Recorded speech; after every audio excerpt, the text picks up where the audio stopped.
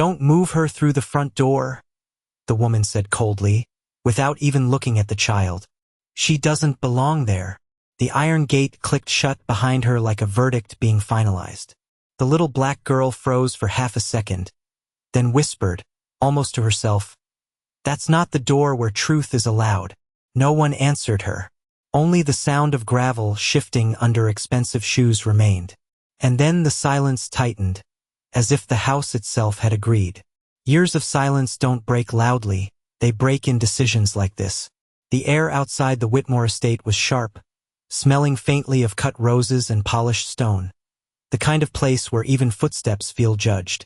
The maid adjusted her grip on the girl's small shoulder, not unkindly, but firmly, guiding her toward the side path where deliveries entered and exits disappeared. "Stay quiet," she muttered. "Just go in and don't cause trouble." The girl didn't argue.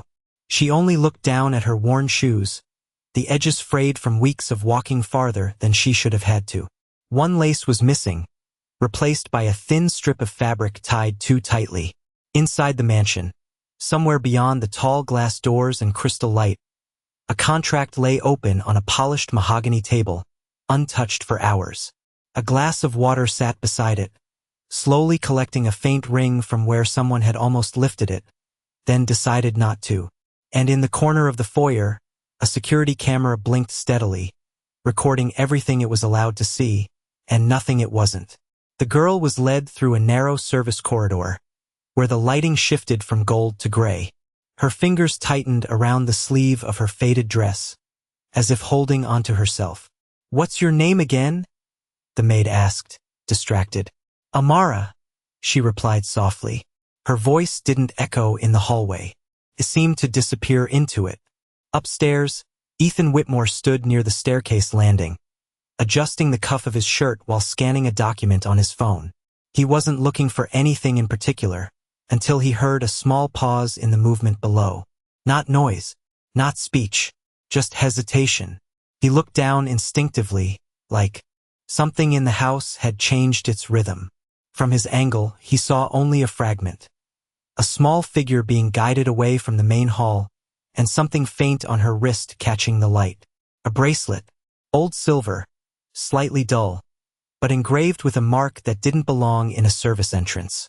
Ethan's fingers stopped mid-motion, not fully frozen, just enough to miss the next second of his breath. The maid continued walking, unaware. "Hurry up," she said. "Mr. Whitmore doesn't like delays." The girl obeyed, but as she stepped forward, the sleeve of her dress shifted again, just enough for the bracelet to show a second time. Clearer, closer to the light spilling from the chandelier above. Ethan didn't speak. He didn't move.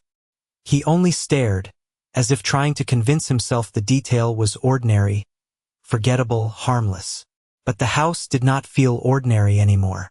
Somewhere near the front table, a forgotten envelope slid slightly in the air-conditioning draft, revealing the edge of a name that had been partially hidden beneath another document for years.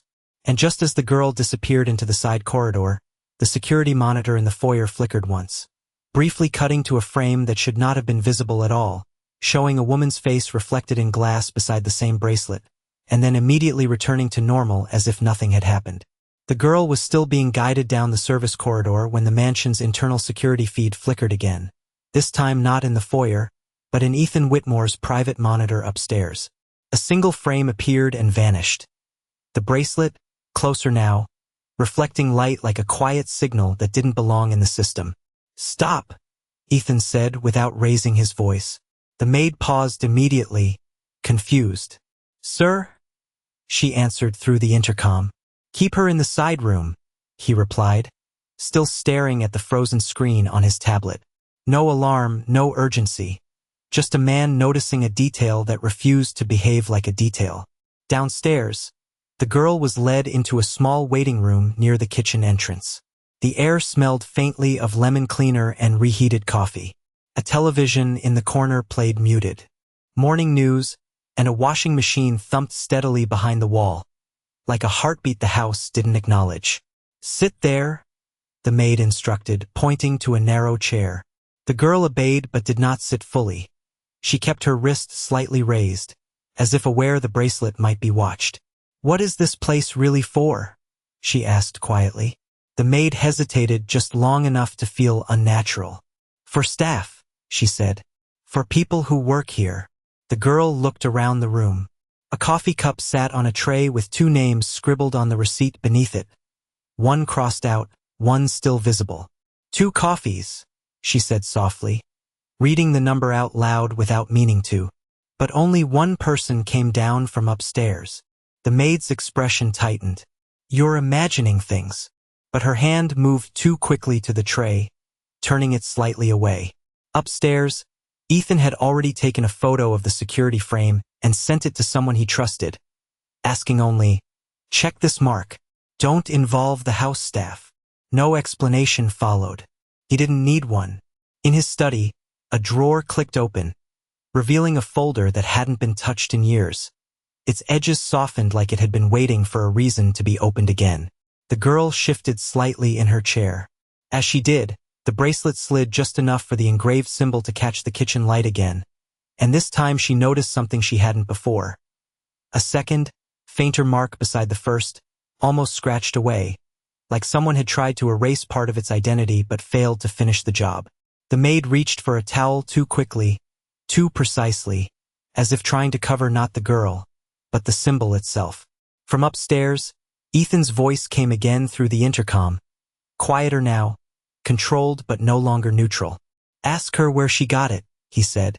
The maid didn't respond immediately, and in that silence, the girl looked down at her wrist and whispered something almost to herself, something she had been told but never questioned. "Mom said it was never supposed to be seen twice." The maid's hand froze for a fraction of a second too long before she finally spoke into the intercom. Her voice tightened with forced calm. "She said her mother gave it to her?" she repeated, but the sentence sounded rehearsed now, like something repeated too many times to remain natural. Upstairs, Ethan Whitmore didn't respond immediately. Instead, he enlarged the image he had taken from the security feed, zooming into the faint engraving beside the main symbol. A second mark, almost erased, like someone had tried to undo identity itself. "Pull the hallway logs from the last 10 minutes, he said quietly to his security head over a private line. "And don't tell anyone why." Down in the side room, the girl was no longer sitting still. She was watching the maid instead of the room, her eyes tracking small inconsistencies adults usually ignored. The coffee tray had been moved again, this time farther from her view, but not far enough. "You said only one person comes down here?" she said softly, almost politely, as if confirming a fact rather than accusing anyone. The maid gave a short laugh that didn't belong to humor. "I said this is staff space. People move around." The girl nodded once, then looked at the receipt again, half sticking out beneath the cup. "It says 2 coffees, she said. One at 3:14 p.m. One at 3:22 p.m. Her voice stayed calm, but precise, like she was reading something she had memorized without meaning to. "But I heard the washing machine start only once since I got here. That means no one went back to the kitchen between those times." The maid's expression tightened immediately. "You're a child," she said, sharper now. "Stop counting things that don't matter." But upstairs, Ethan had already stopped listening to anything except numbers.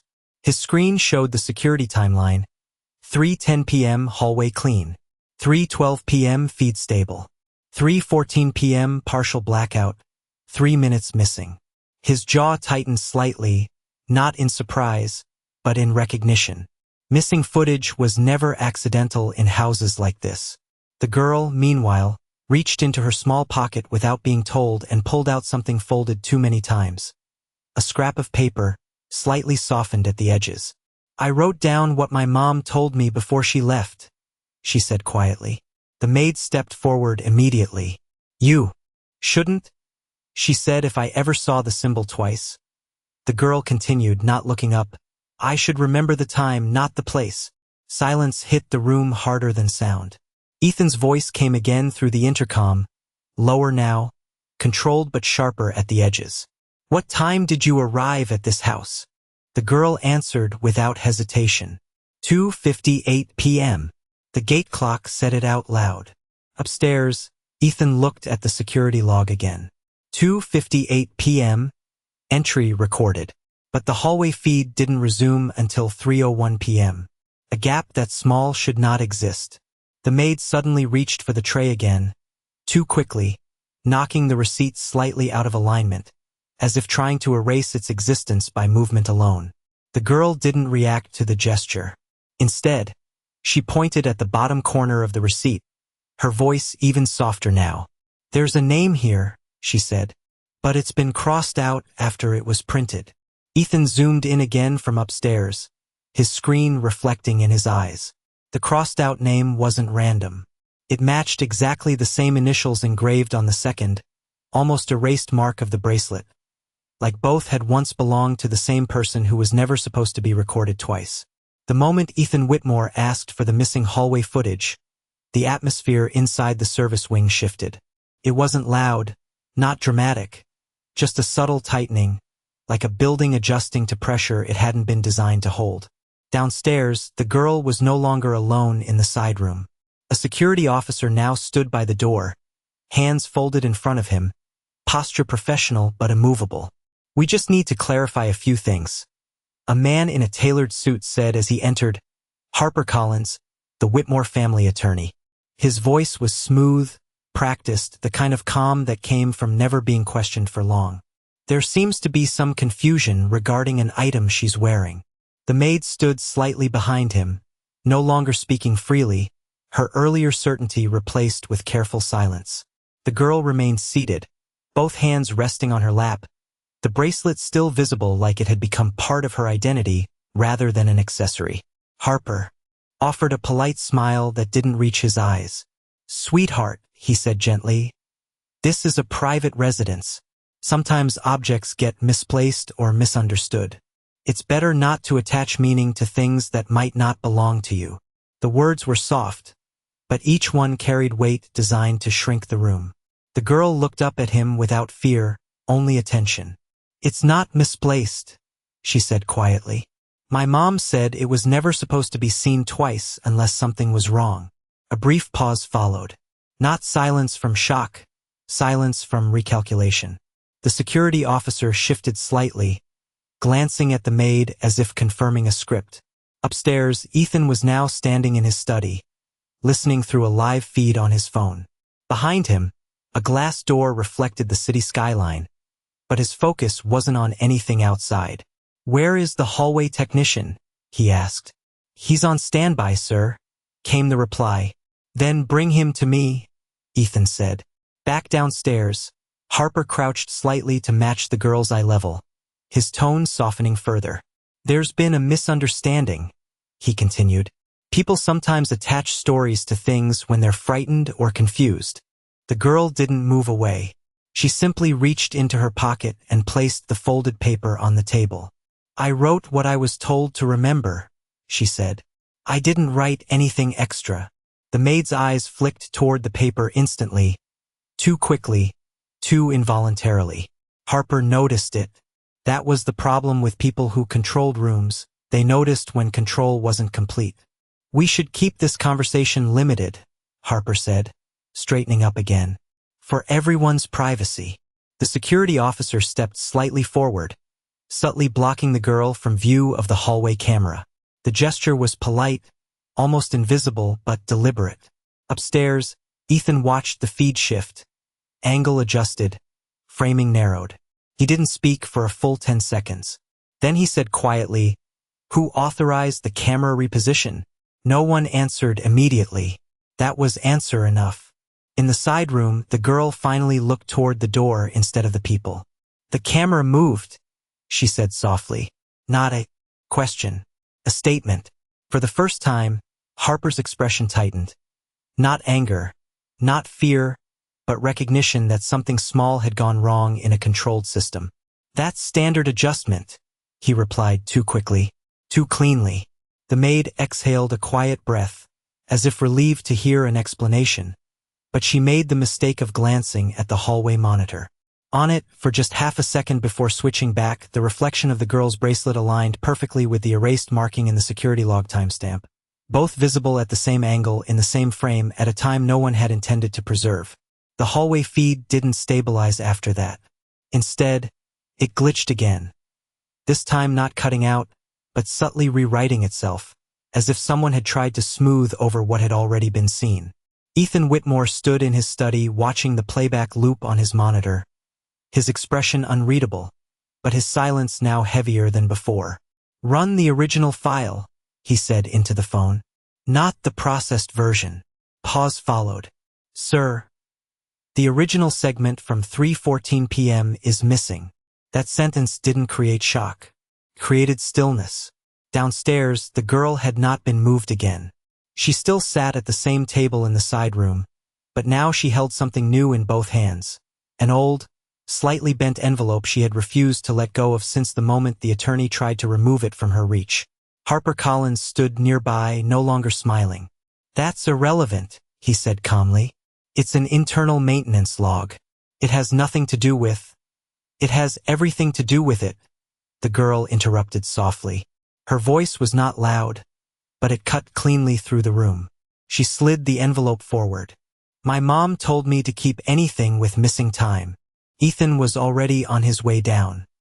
His footsteps echoed through the marble corridor, slower than before, not rushed, not uncertain, measured, like a man walking toward a conclusion he didn't want to name yet.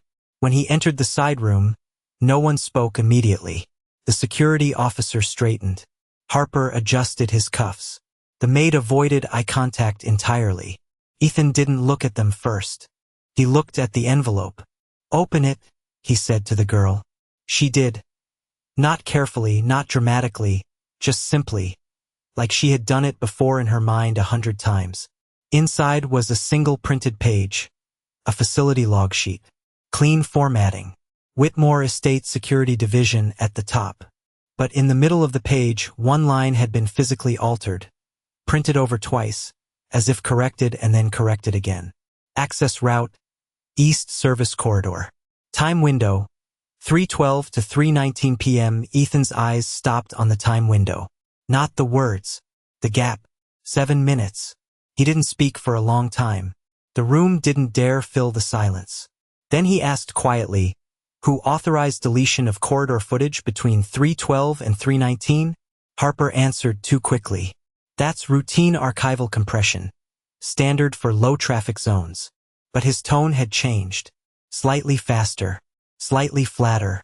The kind of voice people used when they were trying to keep control of a narrative that had started to move on its own. The girl looked up at Ethan. "That's when I saw the second mark," she said. "On my bracelet." Ethan's gaze flickered. Not at her, but at the bracelet itself, now resting on the table between them like an object that had stopped being personal and started being evidential. He remembered something then, not a fact, a feeling. A conversation months ago in a different room with a different light when someone had told him, certain logs don't need to exist if nothing important happens in them. He had accepted that answer then. Now it sounded like a warning he had ignored. Harper stepped slightly forward again. "Mr. Whitmore, you're being led by assumptions a child is making under stress." That was the mistake. Not the sentence itself. The timing of it. Ethan finally turned his head toward him. Slowly. Not angry yet. Just focused. "She didn't ask for anything," Ethan said quietly. "She didn't change anything." A pause. "But someone did." The maid's phone vibrated once in her pocket. She froze before even looking at it. Harper noticed that pause too late. Ethan didn't. He was already watching the reflection in the glass wall behind them, the faint distortion of movement near the corridor entrance, where someone had just stopped pretending to be absent. The room didn't move after that. Not really. It only shifted in intention, like a breath being held across too many people at once. Ethan Whitmore stayed still for a moment longer than anyone expected. His eyes locked on the reflection in the glass wall, where hesitation had just betrayed someone who thought they were invisible. Then he turned away from the attorney without acknowledging him.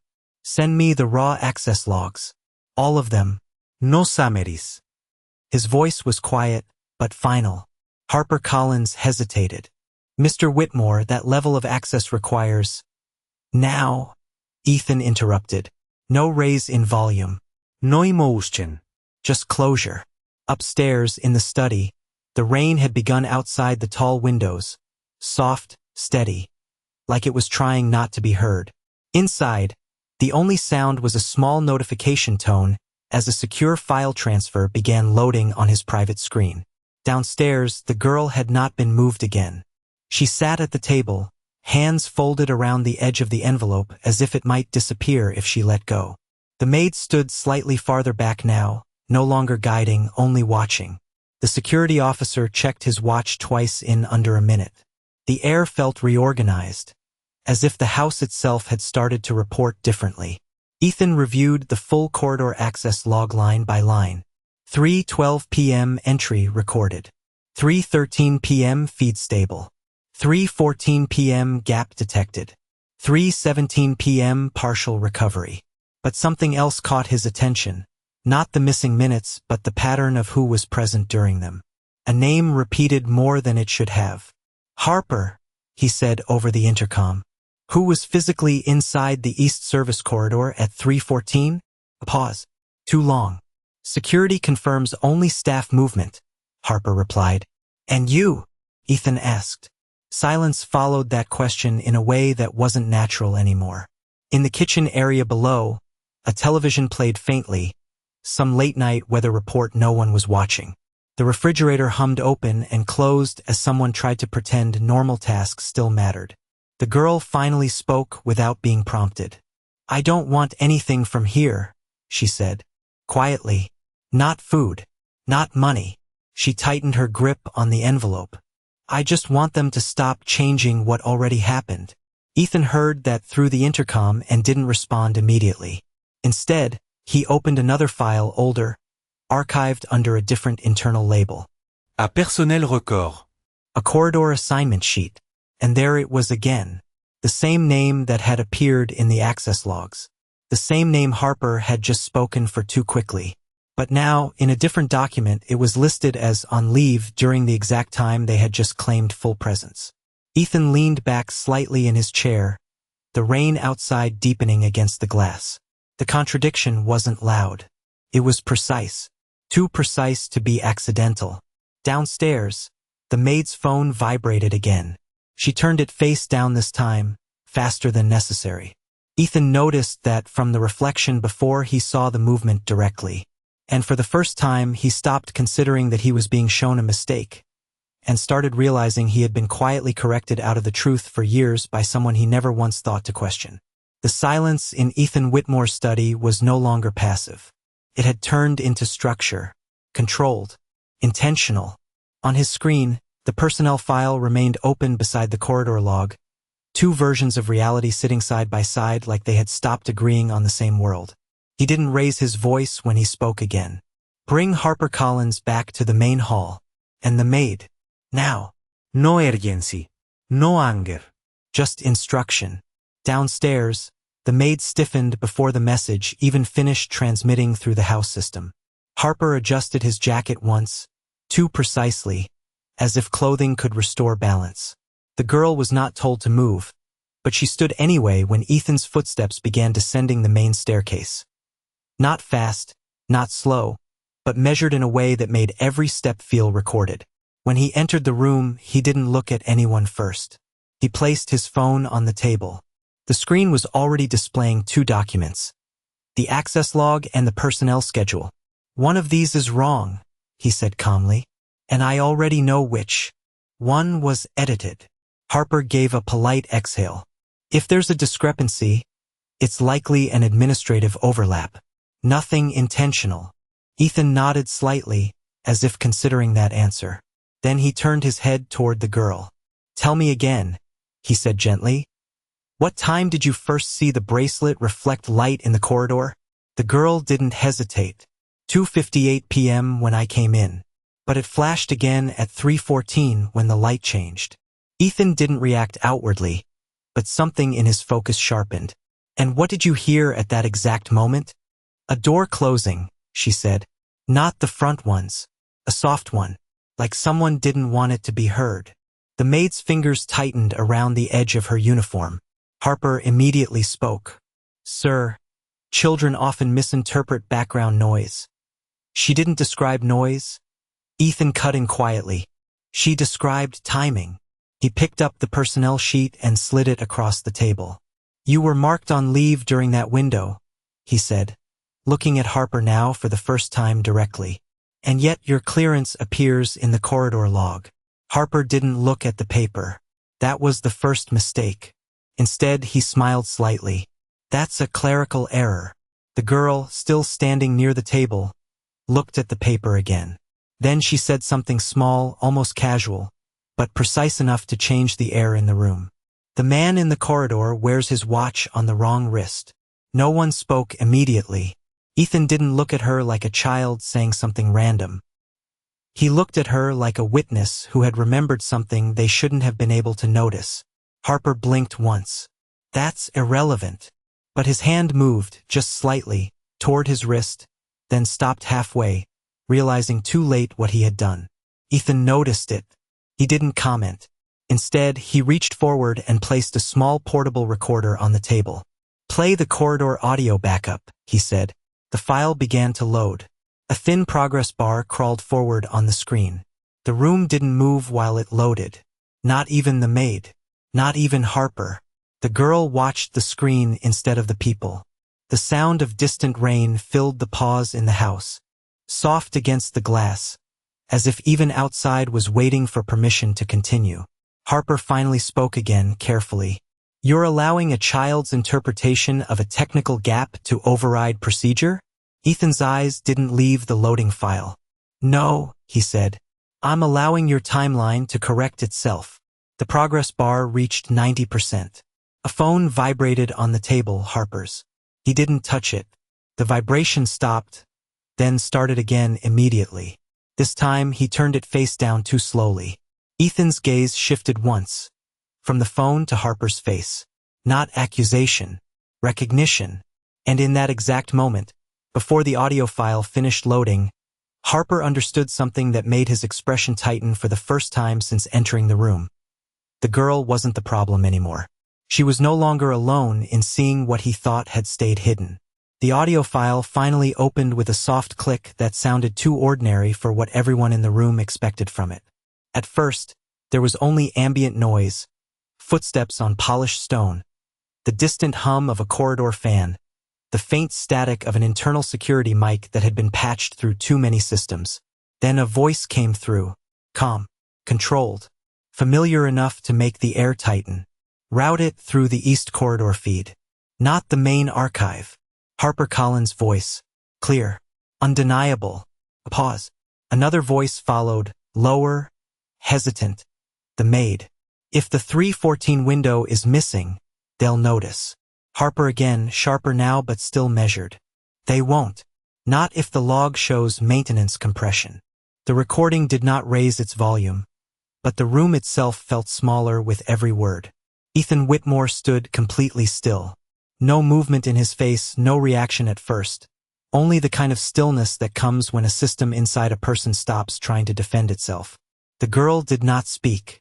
She only stepped closer to the table, her eyes fixed on the speaker, as if she had known this moment would arrive before anyone else believed it could.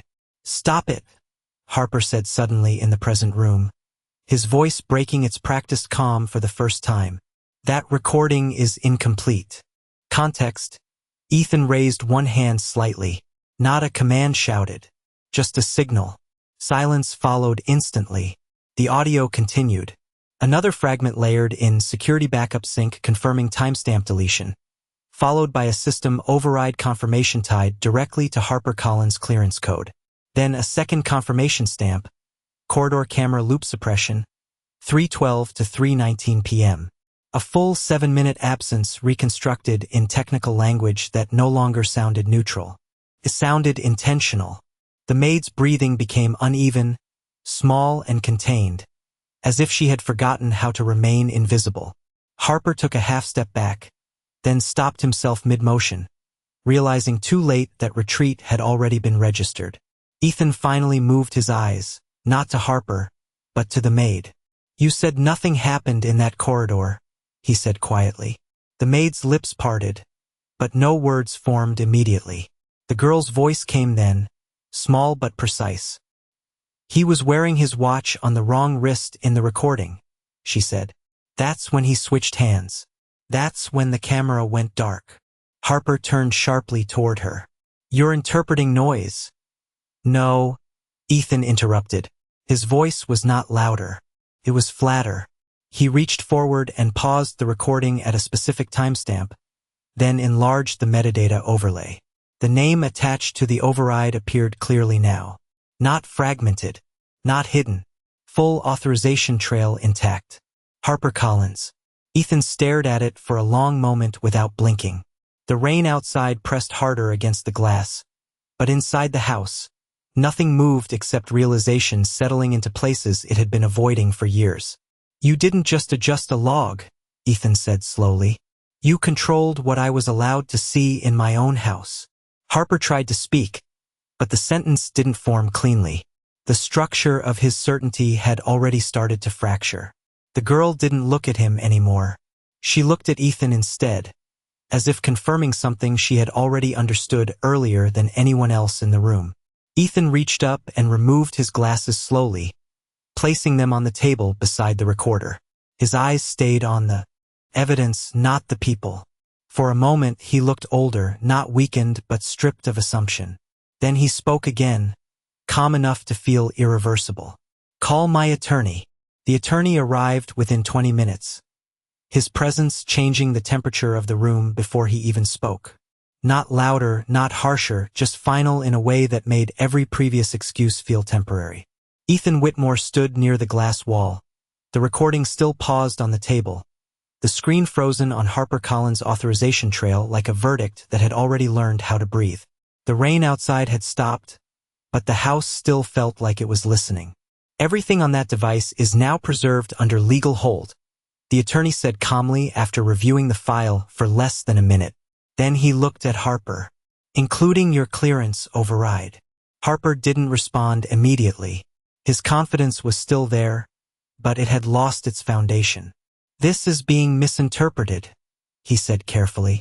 Procedural adjustments are standard in 7-minute deletions? The attorney interrupted. The question wasn't loud. It didn't need to be. Ethan didn't speak. He didn't have to. The silence between him and Harper had already shifted from professional distance to irreversible separation. A second attorney arrived moments later with printed logs, followed by a systems analyst carrying a sealed drive labeled Raw Security Backup, unaltered. The maid stood near the doorway, hands clasped too tightly now, no longer part of the architecture of the house but no longer removed from it either. The girl remained exactly where she had been since the beginning of this shift, still holding the envelope, still watching every adult as if they were finally being forced to behave like their words. When the unaltered footage played, there was no dramatic reveal, only correction. The corridor, the timing, Harper's presence, the exact moment the feed went dark, and the reappearance seconds later with one detail permanently mismatched, the bracelet reflection aligning with a timestamp that should not have existed in the altered record. Ethan watched it without blinking, not because he was shocked anymore, but because he was finally finished guessing. Effective immediately, the attorney said, turning slightly toward Harper. Your access to all Whitmore estate systems, subsidiaries, and advisory positions is suspended pending investigation. Harper exhaled once, sharply, like a man trying to hold on to air that no longer recognized him. He looked at Ethan, searching for a version of authority that would reverse what had already settled. But Ethan didn't give him one. You didn't just change logs, Ethan said quietly. You decided what I was allowed to believe inside my own life. Harper's mouth opened, but nothing clean came out. No defense survived contact with what was now documented. The maid stepped forward half a step, then stopped, her eyes lowering to the floor as if understanding had finally reached her too late to change direction but not too late to exist. The girl finally spoke, her voice small but steady. I just didn't want it to disappear again, she said. Ethan turned toward her for the first time without the weight of doubt behind his eyes. The attorney moved beside her, gently taking the envelope, not to remove it, but to formalize it into record. It won't, he said simply. Hours later, the house was quieter in a different way. Not the silence of tension, but the silence of reset. A corrected version of itself. The corridor cameras were restored to full transparency. The deleted 7 minutes were rebuilt from redundant backups and locked into legal record. Harper had been escorted out under formal notice, not with spectacle, but with certainty.